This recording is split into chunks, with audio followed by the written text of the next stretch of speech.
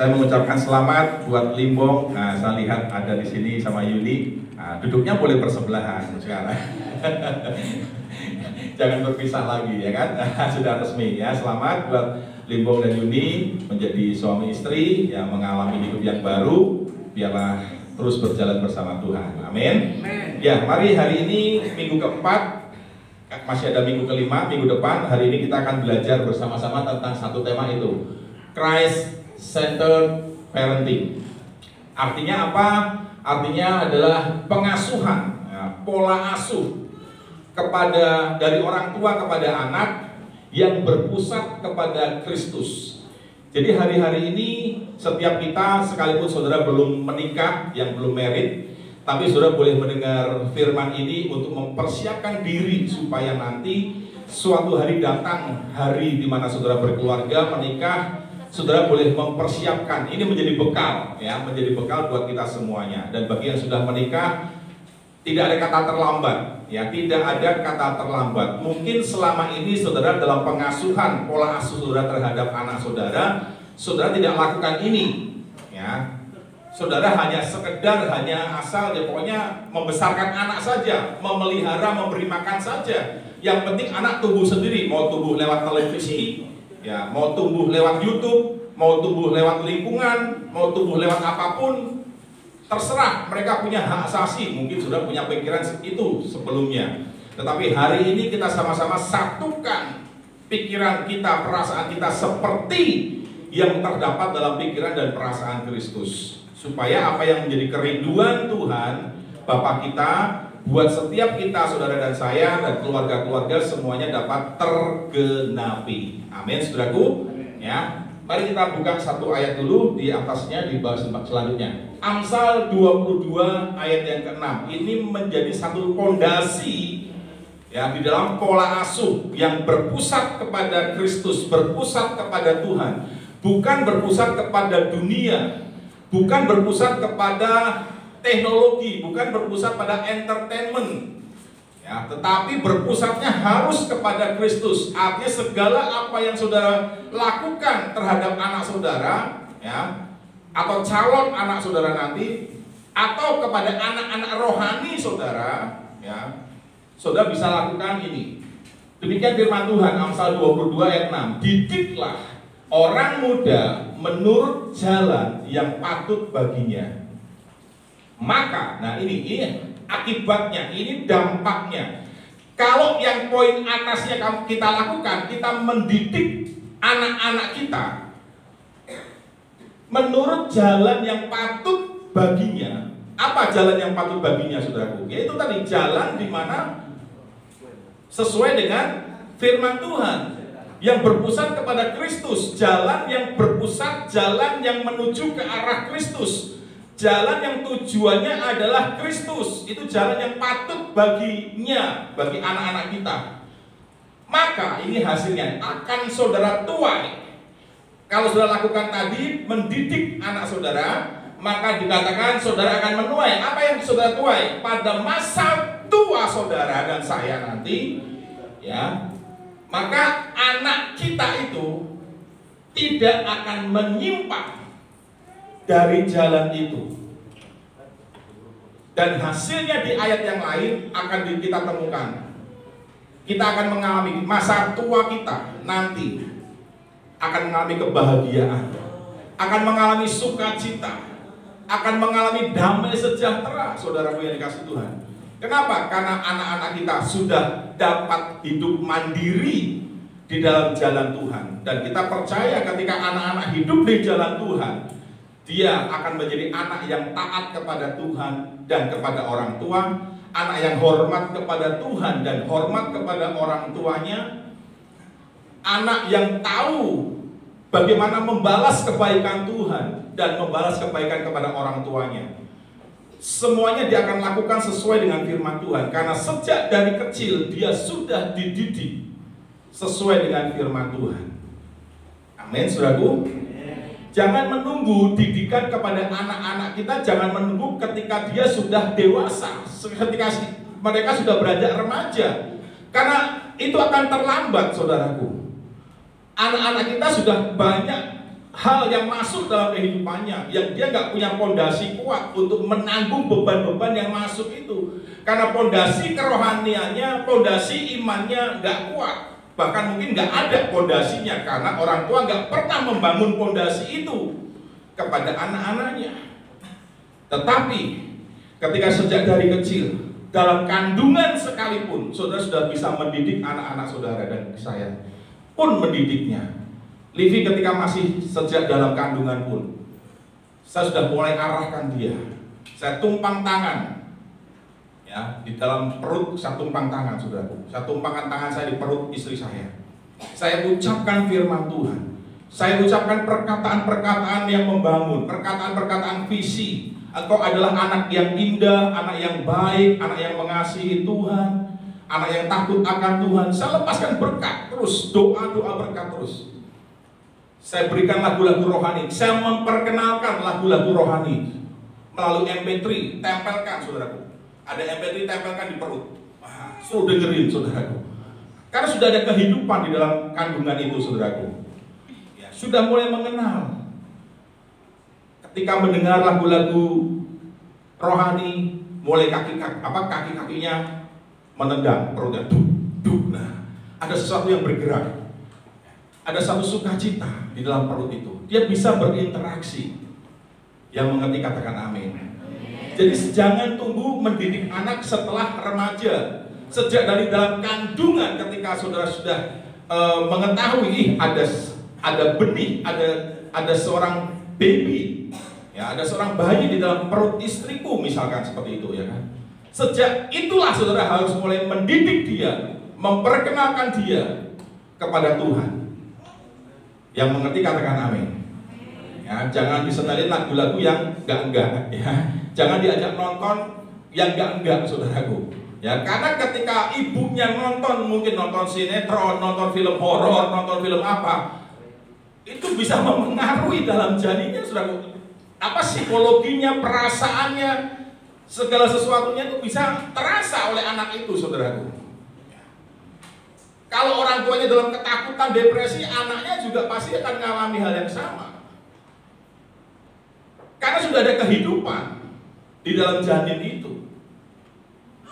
Didiklah orang muda menurut jalan yang patut baginya. Maka orang tuanya pun, maka pada masa tuanya pun ia tidak akan menyimpang dari jalan itu.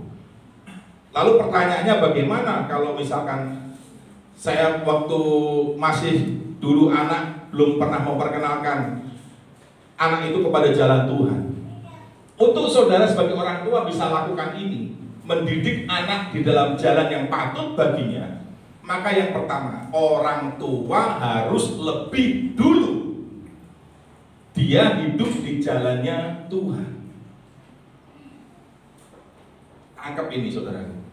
Saudara nggak akan bisa mendidik anak saudara di dalam jalan yang patut baginya kalau kita nggak hidup di jalan yang patut bagi kita. Jadi saudara harus melalui jalan itu dulu, baru bisa saudara bawa anak saudara berjalan di jalan itu. Kalau kita belum berjalan di jalan itu, kita bawa anak di jalan itu, kita pun bingung. Jadi saudara harus menjadi orang tua yang hidupnya berpusat kepada Tuhan lebih dulu, baru saudara bisa ajarkan kepada anak saudara. Kalau kita menjadi orang tua, menjadi pribadi yang hidup kita pun kacau balau, gak ngerti prioritas, gak ngerti apa yang seharusnya kita lakukan buat Tuhan, maka kita pun akan ya akhirnya melepas anak kita dengan didikan yang terserah kamu. Kamu boleh pilih apa saja, kamu punya hak. Orang tua itu adalah punya mandat, diberi mandat oleh Tuhan. Anak itu, firman Tuhan berkata, itu adalah upah. Itu adalah kasih karunia Tuhan. Tuhan berikan, Tuhan titipkan kepada saudara. Saya pun seringkali ngomong sama Livi. Livi itu miliknya Tuhan. Papi mami hanya dititipin oleh Tuhan. dipercayakan oleh Tuhan untuk mendidik Livi, untuk mengajar Livi, membesarkan Livi, mempersiapkan Livi suatu hari nanti supaya ketika Tuhan datang, papi mami bisa mempersembahkan Livi, kembalikan Livi kepada Tuhan. Ketika saya kembalikan Livi kepada Tuhan, sang empunya tidak dalam keadaan rusak. Halo, sudah menangkap di sini? Saya titip kepada saudara motor. Pak Edi, saya titip motor ya, baru nih Grace nih. Bayi kan Grace, lahirnya kan Grace, baru nggak bekas. Saya titip ya, Pak Edi. Saya akan pergi ke luar negeri, entah berapa lama. Mungkin 20 tahun kemudian saya baru datang. Gimana Pak Edi motornya? Wah, hancur Pak. Gimana saudaraku? Halo? Gimana saudaraku? Waduh, Pak Edi ini gimana nih? Sudah saya kasih gratis, tinggal pakai. Kok nggak dirawat ya? Kok nggak rusak dibenerin dan sebagainya? Datang kepada saya, rodanya sudah nggak ada, setangnya udah pada bengkok, lampunya nggak pada nyala. Gimana saudaraku kira-kira? Nah saudara sama, saudara tuh dititipin anak. Suatu hari saudara harus kembalikan kepada Tuhan. Jangan sampai ketika saudara kembalikan sama Tuhan, anaknya sudah rusak. Amin. Saudara punya tanggung jawab untuk membawa anak ini kembali kepada Tuhan dengan seperti apa yang Tuhan mau, bukan yang saya mau. Ini penting saudaraku. Nah, berarti kali ini ada satu lingkaran. Performa itu penampilan sejak ya ketika kita lahir apa adanya kita, ya itulah performa kita. Itulah tampilan kita, itulah apa adanya kita. Kemudian setelah dari sini, maka kemudian harus masuk ke lingkaran yang lebih dalam, yaitu skill, keterampilan. Kita harus dididik tadi, dididik. Nah, didikan inilah yang akan menghasilkan skill atau keterampilan. Didikan secara rohani akan menghasilkan skill keterampilan rohani yang luar biasa. Kalau kita dididik secara rohani, taat, mengasihi Tuhan, takut akan Tuhan, maka skill kita, keterampilan kita, kecerdasan kita akan kecerdasan secara rohani, cerdas secara rohani. Artinya apa? Orang yang punya kecerdasan rohani, kecerdasan spiritual, dia akan bisa menghandle, dia akan bisa menyikapi segala persoalan apapun yang datang kepada dia, karena dia punya kecerdasan. Dia tahu bagaimana harus menghandle masalah ini, bagaimana dia harus bersikap kepada masalah ini. Dia tahu keputusan apa yang harus dia ambil terhadap masalah ini. Kalau dia punya kecerdasan rohani, dia nggak akan mudah menyerah. Satu, itu udah pasti. Kalau dia punya kecerdasan rohani, dia nggak akan mudah sakit hati. Itu kedua. Dia akan tahu sikap-sikap apa yang firman Tuhan minta untuk dia keluarkan ketika masalah-masalah itu datang. Karena dia punya kecerdasan rohani. Kecerdasan yang utama yang saudara harus miliki adalah kecerdasan rohani. Yang mengerti katakan amin. Kebanyakan kita dalam mendidik anak kita, mengasuh anak kita hanya prioritasnya secara intelligence. Kecerdasan hanya secara pengetahuan, secara knowledge. Kita lupa mengabaikan anak-anak kita dalam kecerdasan rohani. Kenapa? Karena orang tuanya pun bingung. Kenapa bingung? Ya karena nggak pernah hidup dalam didikan rohani. Kemudian setelah punya kecerdasan rohani, kecerdasan knowledge punya, kecerdasan mental, kecerdasan emosional dia punya. Ada satu lagi kecerdasan yang namanya adversity quotient, kecerdasan dalam menyikapi segala masalah. Ini pernah terjadi saudaraku ketika seorang yang bernama Billy ya, kuliah di Jakarta, saya lupa tuh nama fakultasnya saya lupa. Ya, setelah diteliti oleh seorang psikolog, didapati kesimpulan bahwa Billy ini, kenapa dia mati gantung diri, bunuh diri, saudaraku. Padahal dia tuh berprestasi. Sejak dari kecil, SD, TK, SD, SMP, SMA, dia berprestasi. Pinter orangnya, anaknya pinter. Tetapi ketika masuk kuliah, saudaraku, di satu titik dia sedang skripsi, dia sedang mempersiapkan untuk kelulusan, ya kan? Ternyata apa? Skripsinya ditolak. Dan dia mengalami down di situ. Kenapa dia mengalami down? Karena dia tidak siap dengan namanya kegagalan. Dia tidak siap dengan namanya ditolak. Dia nggak punya kecerdasan adversity. Kecerdasan adversity itu kecerdasan dalam menerima situasi kondisi, kecerdasan dalam menyikapi, bersikap dalam situasi yang sulit. Itu kecerdasan adversity disebutnya dalam ilmu psikologi, saudara. Jadi saudara pun harus punya kecerdasan adversity ini. Artinya sudah bisa mengelola masalah. Sudah tahu bersikap di tengah masalah itu harus bagaimana. Billy ini akhirnya dia tidak bisa menerima kekalahannya dalam tanda kutip. Dia merasa dirinya gagal. Padahal masih ada kesempatan untuk memperbaiki, tapi dia nggak bisa menerima kegagalan itu. Dia rapuh ternyata dan dia bunuh diri. Kenapa? Selidik punya selidik.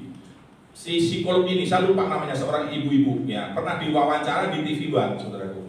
Dan ini masuk dalam skripsi saya juga ini. Salah satu skripsi saya membahas tentang ini. Nanti berikutnya kita bersambung ya. Kenapa? Karena sejak dari kecil sang anak, dia ketika mengalami sesuatu kesulitan, maka sang orang tua langsung menolong.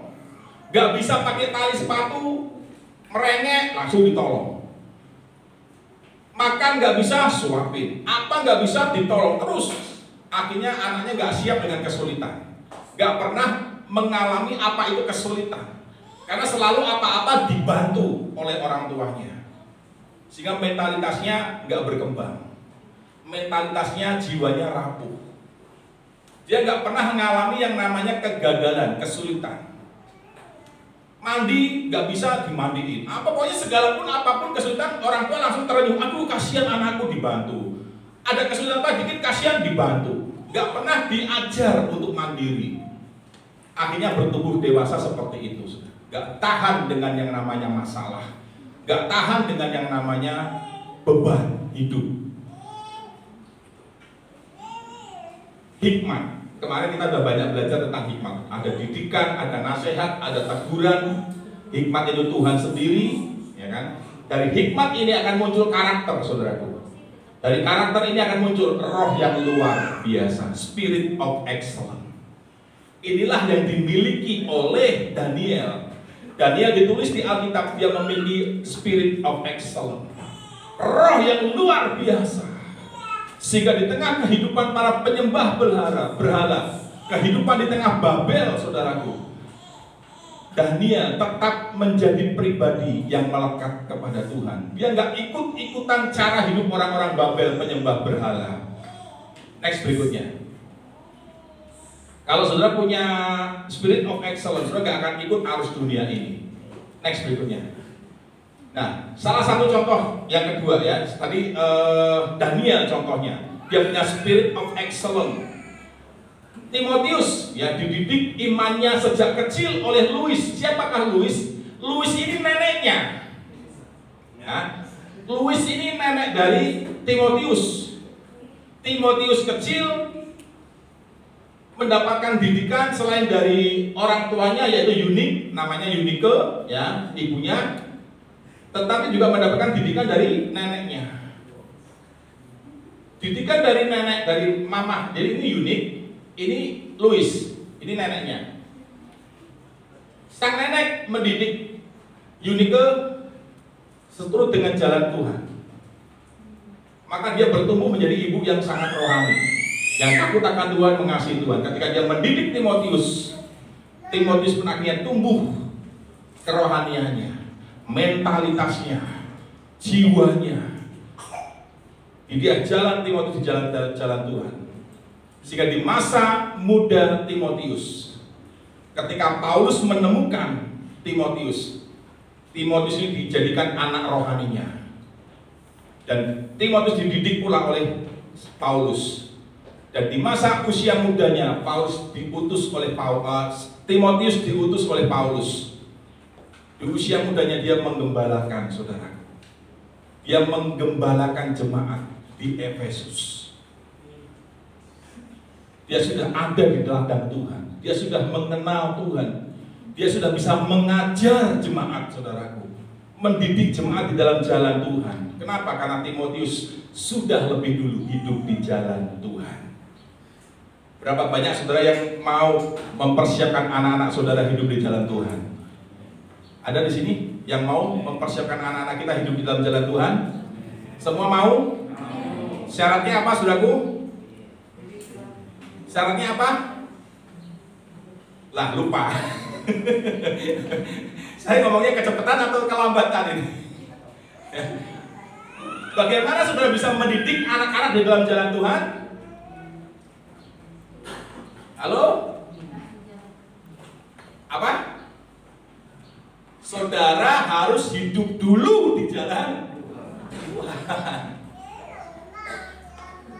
Makanya sejak anak-anak muda yang belum menikah, jangan malas ibadah. Jangan malas dimuridkan.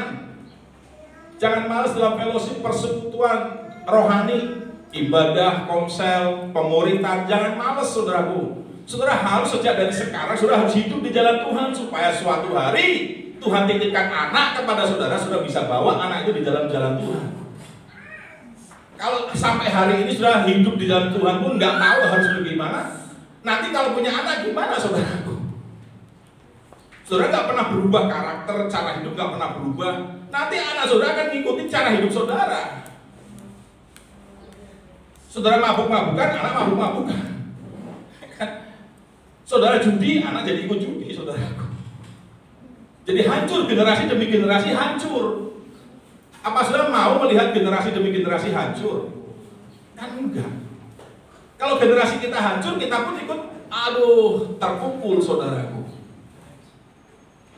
Hidup kita jadi nggak damai sejahtera, hidup kita jadi banyak masalah. Ya kan? Ayo mulai sekarang didik anak kita di jalan Tuhan dengan cara kita lebih dulu ada di jalan itu. Seperti ini, Louis, sang nenek bisa mendidik Eunike di jalan Tuhan. Kenapa? Karena dia hidup di jalan-jalan Tuhan dulu. Eunike bisa mendidik Timotius di dalam jalan Tuhan. Kenapa? Karena Eunike sudah berjalan lebih dulu di jalan Tuhan. Dia mengenal Kristus menjadi hamba Tuhan. Jadi dia itu adalah Timotius. Timotius bertumbuh mengenal Kristus menjadi hamba Tuhan di bawah bimbingan Rasul Paulus. Jadi berkat dan teladan bagi banyak orang. Paulus pernah menasihatkan Timotius begini. Timotius, jangan seorang pun menganggap engkau rendah karena engkau anak muda. Kenapa Timotius bisa ngomong begitu? Karena ternyata sejak zaman Paulus pun anak-anak muda punya image yang tidak baik. Anak muda itu pemberontak, anak muda itu urakan, ya, anak muda itu ya pokoknya begitulah. Tapi Paulus menasihatkan kepada Timotius, Timotius, sekalipun itu banyak anak muda di luar sana brengsek hidupnya, di luar Tuhan, gak mengenal Tuhan, hidup sesuka-sukanya, sehingga image anak-anak muda jadi jelek. Tetapi kamu Timotius, jangan seorang pun menganggap engkau rendah karena engkau muda. Biarlah orang-orang melihat engkau respect karena engkau hidup di jalan Tuhan, engkau berbeda dengan orang-orang itu. Amin, saudaraku. Untuk anak-anak muda di tempat ini, jangan seorang pun menganggap engkau rendah karena engkau muda. Bagaimana caranya? Bukan mengejar kekayaan. Wah, jadi kaya dulu, nanti orang hormat sama saya, orang sungkan, respect sama saya. Bukan itu, saudaraku. Ketika sudah gak punya apa-apa, bagaimana? Ya kan? Tapi sudah dengan hidup di jalan Tuhan, sudah menjadi terang, menjadi garam, maka orang akan, wah, luar biasa anak muda ini. Sekarang eranya anak-anak next gen, anak-anak muda, anak-anak milenial dipakai oleh Tuhan. Pak Niko sebagai Gembala Pembina dan Gembala Rayon 2 sekarang ini banyak mempercayakan pelayanan, jabatan struktural kepada anak muda. Wakil Pak Niko sendiri, saudaraku, salah duanya, ada dua maksudnya, bukan salah satu tapi salah dua. Ada dua orang, umur 30 dan 40 tahun, saudara, sudah jadi wakil Gembala Rayon 2. Umur 30 dan umur 40 tahun, 40-an dan 30-an. Masih muda, tapi dipakai Tuhan. Sekarang gembala-gembala banyak yang anak-anak muda, saudaraku. Sekarang ini baik dari sinode maupun dari Pak Niko menyerukan, ayo tanam gereja, bangun jemaat yang baru, dan utus tuh anak-anak muda untuk menggembalakan. Saya rindu sekali suatu hari nanti ada anak-anak muda sini yang saya utus, ayo pergi ke sana, gembalakan di sana. Yang mengerti katakan amin. Next berikutnya. Apa tanggung jawab orang tua dalam mendidik anaknya? Mari kita pelajari dalam kehidupan orang tuanya Musa.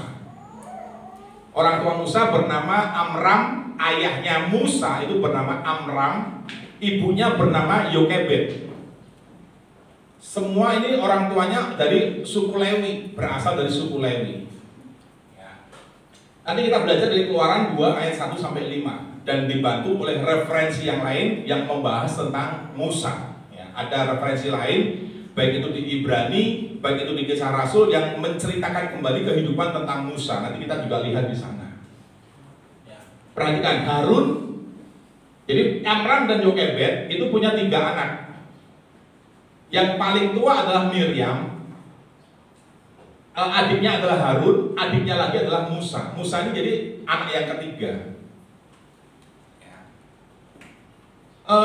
Beda Harun dan Musa 3 tahun. Kita tahu dari ayat Keluaran 7 ayat 7. Harun umur 83, Musa umur 80 tahun ketika berbicara kepada Firaun. Jadi kita tahu selisih usia antara Harun dan Musa itu 3 tahun. Tetapi yang dipilih oleh Tuhan untuk memimpin umat Israel adalah Musa. Artinya Tuhan nggak melihat usia. Tuhan nggak memprioritaskan, oh kalau yang lebih tua harus yang memimpin. Tidak, saudaraku. Dilihat karakternya, dilihat potensinya. Jadi bukan subjektif, tapi objektif. Ya. Jadi di sini saudara, sekalipun saudara lebih muda, kalau saudara menonjol dalam kerohanian, saudara bisa dipakai oleh Tuhan. Tapi yang lebih tua ternyata karakter nggak berubah, ya Tuhan mau pakai bagaimana? Nggak mungkin gitu. Ya kan? Tuhan pakai yang dia menonjol dalam sisi rohani terutamanya. Kecerdasan kerohaniannya, kecerdasan mentalitasnya, kecerdasan emosionalnya, kecerdasan adversity-nya tadi itu, ya walaupun nggak sempurna tapi bertumbuh gitu. Saya pun belum sempurna, saya dalam pertumbuhan terus, saudaraku. Ini penting. Next berikutnya. Ya, bagaimana parenting yang berpusat kepada Tuhan? Kita belajar sekali lagi dari Amram dan Yokebed. Ya. Next berikutnya saja. Yang pertama, saudara harus punya satu paradigma. Saudara harus punya satu tekad. Ketika saudara berkeluarga, ketika bahkan saudara belum berkeluarga pun, saudara sudah punya tekad. Suatu hari nanti kalau saya menikah, saya punya anak, nanti saya mau didik anak saya dalam jalan Tuhan. Saudara harus punya visi itu.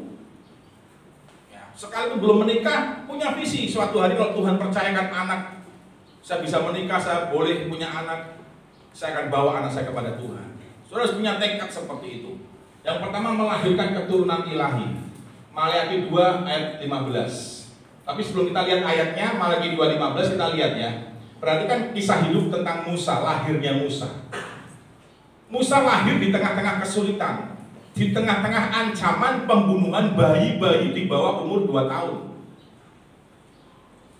Jadi ketika Musa lahir, Musa itu terancam untuk dibunuh, saudaraku, oleh Firaun, raja Mesir. Ketika Musa lahir, ada peristiwa hal seperti itu, Kemudian dikatakan apa? Musa ini ketika lahir, dia disembunyikan. Berapa lama disembunyikan? 3 bulan. 3 bulan ada bersama dengan orang tuanya. Hanya 3 bulan, saudara. Begitu disembunyikan 3 bulan, lihat situasinya, mereka membaca, mereka menangkap, wah nggak mungkin disembunyikan lagi Musa. Bahaya ini kalau disembunyikan terus ketahuan, Musa bisa mati, bisa dibunuh. Akhirnya orang tua dikasih hikmat sama Tuhan. Dia bikin satu keranjang model gitu seperti peti gitu, ya, membangun peti dan ditaruh di situ Musa, kemudian dihanyutkan di sungai. Tapi Miriam, kakak perempuannya, ngikutin dari jauh, saudaraku. Ngikutin dari jauh, ini kemana arahnya? Mengintip dari jauh, memantau dari jauh. Ternyata di satu titik di seberang sana ada istri Firaun. Istri Firaun sedang ada di situ dan melihat ada keranjang itu. Dia buka, oh ada anak. Anaknya nangis. Si Musa bayi nangis, saudaraku. Kemudian Miriam yang melihat dari jauh dapat hikmat dari Tuhan, dia dekati istri Firaun. Ini bayi orang Ibrani. Apakah ibu? Jadi Miriam ngomong nih sama istri Firaun, apakah ibu mau saya carikan seorang ibu Ibrani untuk memberikan ASI kepada anak ini? Istri Firaun senang, oh iya, silakan cari. Yang dibawa siapa, saudaraku? Mamanya dibawa, saudaraku. Mamanya dibawa, Yokebednya dibawa sama Miriam. Ini. Dan Musa diangkat anak oleh istri Firaun, tetapi tidak dididik dulu di Mesir, di istana. Si istri Firaun bilang, udah bawa pulang dulu, kasih ASI sampai nanti dia lepas ASI, baru kembalikan kepada saya. Kira-kira dialognya begitu kira-kira. Singkat cerita akhirnya dibawa lagi dong sama mamahnya dong. Aman, saudaraku. Nggak ada yang berani ganggu ini. Kalau ada yang berani ganggu ngomong ini anaknya istri Firaun loh. Singkat cerita dikasih ASI sampai lepas ASI. Kalau lepas ASI kira-kira umur berapa sih? 2 tahun lah katakanlah ya. 2 tahun lah maksimal lah kita ambil. Bawa kembali setelah 2 tahun. Diasuh di Mesir oleh istri Firaun. Jadi Musa itu besar di istana, di tengah ancaman. Tapi kenapa Musa bisa bertumbuh dan dipakai Tuhan menjadi pemimpin?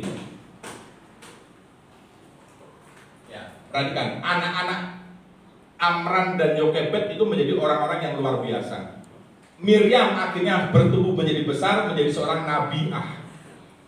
Nabiah itu perempuan, nabi perempuan, nabiah disebutnya. Kalau nabi yang laki-laki ya nabi, kalau nabi yang perempuan nabiah disebutnya. Harun sendiri besarnya jadi imam, yang selalu dekat dengan Tuhan, yang selalu menyelenggarakan ibadah. Dan Musa memimpin bangsa Israel. Anak-anaknya Amram dan Yokebed semuanya berhasil secara rohani dan secara akademik, saudara. Menjadi orang yang berhasil. Padahal hidup di tengah masa yang sulit. Next berikutnya. Ini Maleakhi ya. Bukankah Allah yang esa menjadikan mereka daging dan roh? Apakah yang dikehendaki kesatuan itu? Keturunan ilahi. Jawabannya. Jadi karena engkau setelah dipersatukan dalam pernikahan itu, ada tanggung jawab, engkau harus melahirkan keturunan ilahi. Jagalah dirimu. Jangan orang tidak setia terhadap istri dari masa mudanya. Jangan salah baca. Bukan istri muda, tapi istri masa muda. Kalau dalam FAYH dikatakan ya, pada waktu kamu menikah, kamu dipersatukan dengan istrimu oleh Tuhan. Dalam rencana Allah yang bijaksana, kamu berdua dipandang oleh Tuhan sebagai satu kesatuan. Jadi suami istri itu satu kesatuan. Bukan sama tapi satu kesatuan. Dan apakah yang diingini oleh Tuhan dari persatuan itu? Yaitu anak-anak yang taat kepada Tuhan. Jadi tujuan dari saudara menikah, makanya saya tanya tujuan menikah apa? Kemarin waktu komsel di Next Gen ya, di Youth ya, waktu pernah suatu hari saya tanyakan, apa tujuan nanti saudara itu menikah? Kalau saudara suatu hari menikah, tujuannya apa? Setiap konseling pernikahan pun saya pasti tanya ini, tujuannya apa menikah?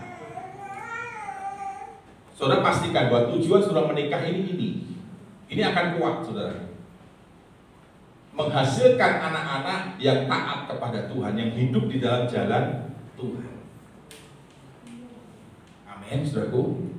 Ya. Jadi saudara punya satu pengasuhan yang berpusat kepada Kristus adalah dengan cara saudara melahirkan keturunan ilahi. Dengan cara saudara hidup secara ilahi. Anak yang rohani. Next berikutnya. Nah, ini buat perbandingan ya. Ada keturunan yang namanya Max Jukes dan ada keturunan yang namanya seorang ayah yang namanya Jonathan Edward. Ini disurvei luar biasa, saudaraku. Ya, ini disurvei. Keturunan Max Jukes, siapakah Max Jukes ini? Max Jukes ini orang yang gak takut akan Tuhan, orang yang duniawi lah, katakan begitu, simpelnya, gampangnya. Sementara Jonathan Edward dan istrinya adalah orang yang sangat rohani, taat beribadah, kehidupan doa, pokoknya dia hidupnya rohani, berpusat kepada Kristus. Anak-anak yang dilahirkan, perhatikan, Max Jukes, ya. Perhatikan, generasi-generasi di bawahnya disurvei, didata, benar. Ini memerlukan waktu yang luar biasa. Ini benar-benar hasil survei, saudaraku. Ya, 440 keturunan dari Max Jukes berpesta pora, hidupnya suka pesta pora. 310 jadi gelandangan pengemis, 190 jadi pelacur, 130 jadi narapidana, 100 orang pecandu alkohol, 60 orang suka mencuri, 55 orang pelecehan seks, 7 orang pembunuh. Generasi yang dilahirkan seperti itu. Kalau sudah hidup seperti Max Jukes, generasi saudara akan jadi seperti ini. Ini peringatan. Kalau hidup saudara seperti Max Jukes, duniawi, sangat duniawi apalagi, nggak ada rohaninya, sudah nggak belajar takut akan Tuhan, ibadah nggak suka, baca firman nggak suka, ujian penyembahan gak suka, semua hal rohani saudara gak suka, keturunan saudara akan seperti ini. Hidup saudara akan sengsara, hidup saudara akan banyak masalah, gak ada damai sejahtera, urusan terus sama pihak berwajib. Tapi kalau ini Jonathan Edward, perhatikan, 440 orang jadi pendeta, misionaris, teolog, 310 menjadi pengacara, 60 orang jadi dokter, 60 orang ada menjadi penulis buku, 30 orang ada yang jadi hakim, 14 orang jadi rektor universitas, 3 orang jadi anggota Kongres Amerika, 1 orang jadi wakil presiden Amerika. Wah, keturunannya mantap jiwa. Saudara mau yang mana? Mau yang mana, saudaraku? Hiduplah seperti Jonathan Edward. Jadilah orang tua yang sudah hidup di jalan Tuhan, sehingga sudah bisa meneruskan, mentongkat estafet kepada generasi di bawahnya. Dan generasi itu akan menjadi orang-orang yang luar biasa. Next berikutnya. Yang kedua, memiliki visi. Ya. Jadi saudara harus punya visi kepada anak. Keluarga yang saudara bangun harus ada visi. Limbong, Yuni, Tanjung dan Elis, ya, yang baru menikah belum lama lah, Elis dan Tanjung kan masih baru-baru lah, masih. Perhatikan ini, harus punya visi, mumpung belum berjalan lebih jauh lagi. Tanjung baru 2 tahun, ya kan, belum jalan lebih jauh kan. Nah, kalau belum punya visi, ayo doa sama-sama. Visinya apa? Ini keluarga mau dibawa kemana ini? Anak-anak nanti mau bagaimana? Itu harus mulai ada visi. Ya. Lihat Keluaran 2 ayat 2. Ketika dilihatnya, ketika Musa lahir, Orang tuanya itu udah punya pandangan, udah punya visi. Ketika dilihat anaknya itu, si Musa itu, maka dikatakan apa? Elok rupanya. Bagus sekali. Kelihatan ada inner beauty lah, katakan gitu. Ada sebuah, kayak kita pinjam bahasa luar lah, ada aura mungkin begitu ya. Yang wah ini anaknya akan dahsyat, luar biasa dipakai Tuhan. Kira-kira begitu. Jadi harus punya visi, melihat anak itu. Jadi saudara harus melihat anak saudara. Saudara harus punya visi kepada anak itu. Mau bagaimana nih anak ini? Mau seperti apa ini anak ini? Karena iman, maka Musa setelah ia lahir disembunyikan 3 bulan. Karena mereka orang tuanya melihat bahwa anak itu elok rupanya. Mereka tidak takut akan perintah raja. Kesimpulannya, saudara harus punya visi. Bagaimana saudara bisa parenting, pengasuhan berpusat kepada Kristus? Saudara harus punya visi. Orang tua harus punya visi. Suami harus punya visi. Ini keluarga mau seperti apa? Semua harus dimulai dari laki-laki, harus dari suami. Suami yang takut akan Tuhan. Mazmur 128. Hikmat berseru-seru, Amsal yang pasal 8 itu. Berseru kepada siapa? Laki-laki, hai laki-laki. Di situ dituliskan, ayo panggilan buat laki-laki. Laki-laki itu diciptakan oleh Tuhan yang paling dekat sama Tuhan sebenarnya. Makanya ada apa-apa yang dicari Adam. Adam, bukan Hawa. Yang diciptakan lebih dulu laki-laki. Jadi seharusnya yang lebih intim, yang lebih dekat dengan Tuhan itu laki-laki seharusnya. Tapi realitanya gereja lebih banyak laki-laki atau perempuan? Yang melayani lebih banyak laki-laki atau perempuan? Pendoa lebih banyak laki-laki atau perempuan?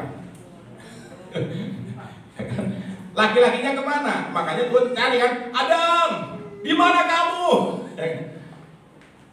Laki-laki banyak yang terhilang, saudaraku. Itu maknanya. Itu artinya panggilan Tuhan. Adam, di mana kamu? Itu artinya laki-laki terhilang, gak berfungsi. Sekarang ini panggilan buat para laki-laki. Ayo berfungsilah saudara, sebagai laki-laki, sebagai seorang suami. Berfungsi sebagai apa? Sebagai sumber. Karena bapak itu artinya sumber. Bapak itu artinya pondasi.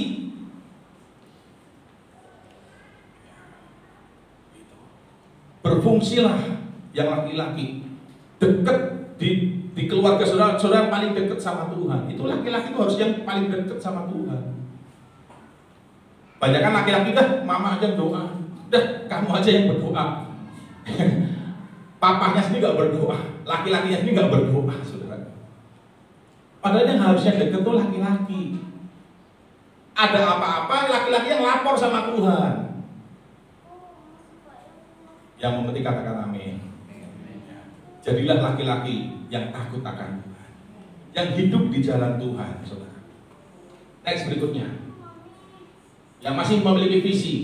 Apalagi yang harus dipersiapkan dalam visi itu? Iman.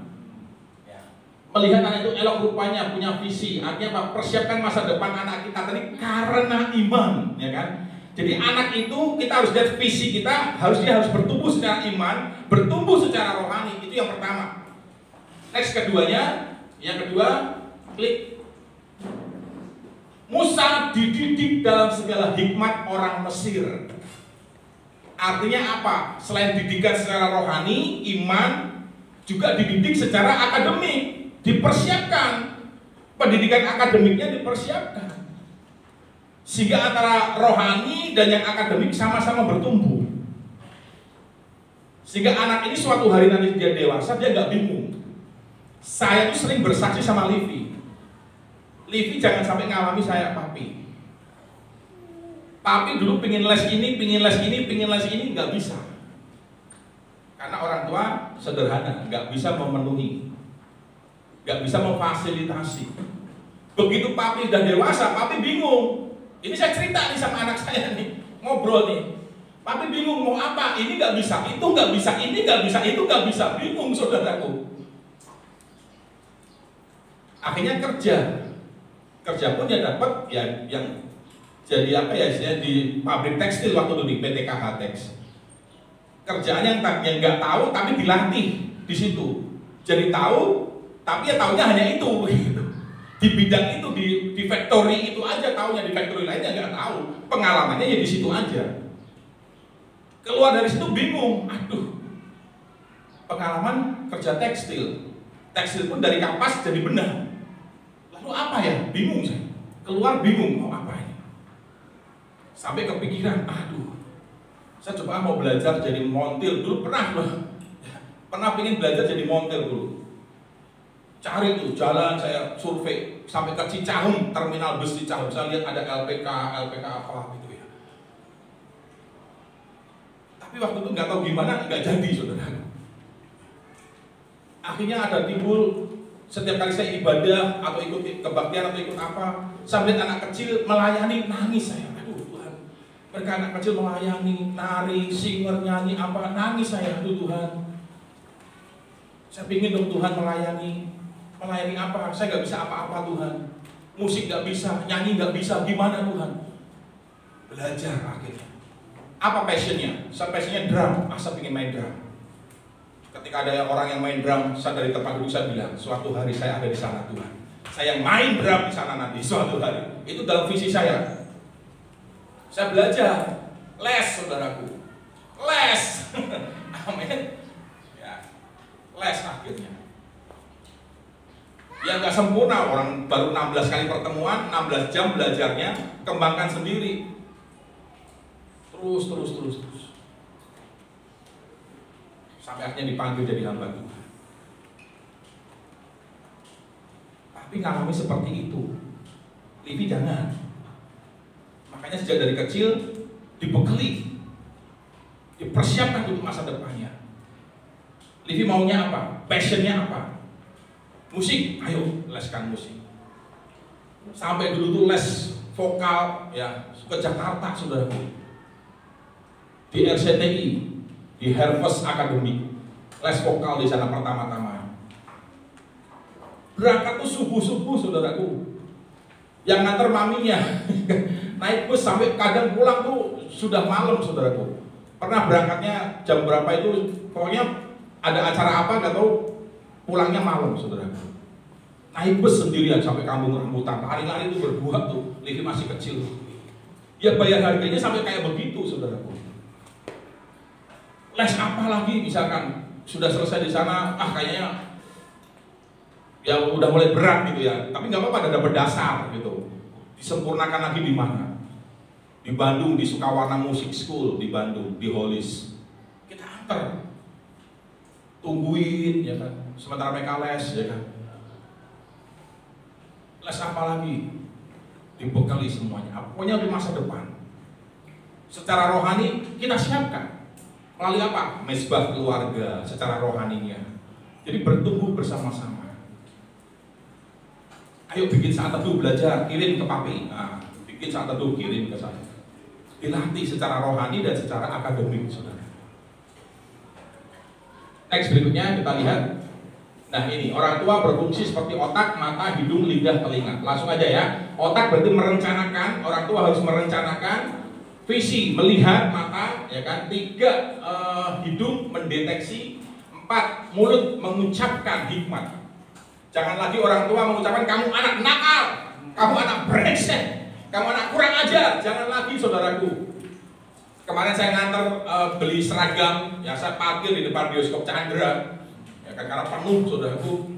Ada mobil parkir, ternyata bawa anak kecil. Anak kecilnya agak lincah. Orang tuanya masih muda saya lihat. Ngomongnya lah, kamu anak nakal. Pokoknya ngomongnya tuh, waduh, penghakiman gitu ya kan.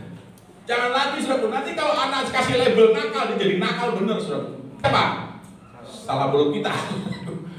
Ya kan? Kata mama nakal. Jadi kalau nakal dia wajar dulu. Karena udah kasih label kayak begitu. Dirubah kata-katanya, kamu anak yang baik. Anak yang baik itu gak begitu, ya kan? Kamu anak yang menurut. Kamu anak yang patuh. Kamu anak mami, anak papi. Kamu anak Tuhan terutama, ya kan? Kamu anak Tuhan itu gak seperti itu ya. Kita bisa ganti kalimatnya saudara. Yang mengerti katakan amin. Oke, kita sambung ya. Ini next berikutnya. Kita selesai dulu di sini. Masih ada banyak hal yang kita akan bicarakan. Ya kan? Ya. Amin. Yang penting yang pertama apa tadi?